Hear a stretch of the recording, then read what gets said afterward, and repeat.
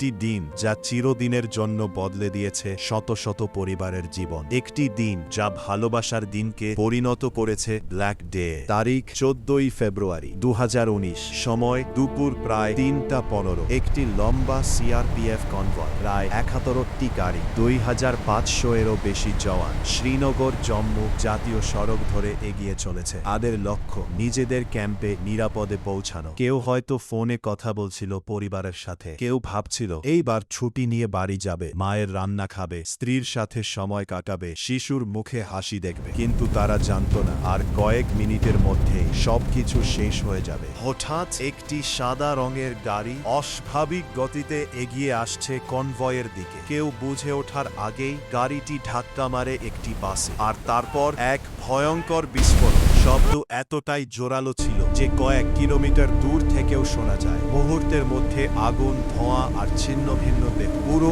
এলাকা পরিণত হয় যুদ্ধক্ষেত্রে। সেই বিস্ফোরণে শহীদ হন 40 জন সিআরপিএফ জওয়ান, 40টি পরিবার এক মুহূর্তে হারিয়ে ফেলে তাদের সবচেয়ে প্রিয় মানুষকে। কেউ হারিয়েছে বাবা, কেউ স্বামী, কেউ ভাই, কেউ একমাত্র ছেলে। একজন মা যিনি সকালে ছেলেকে বলেছিল সাবধানে থাকিস, সেই মাই সন্ধ্যায় শুনলেন তার ছেলে আর নেই। একজন জওয়ান শেষবার ফোন করেছিলেন তার স্ত্রীকে, বলেছিলেন আমি ফিরে এসে তোমাকে একটা সারপ্রাইজ দেব। কিন্তু সেই সারপ্রাইজ আর দেওয়া হলো না, বরং তার কফিনে মরা শরীর ফিরে এলো, জাতীয় পতাকায় ঢাকা।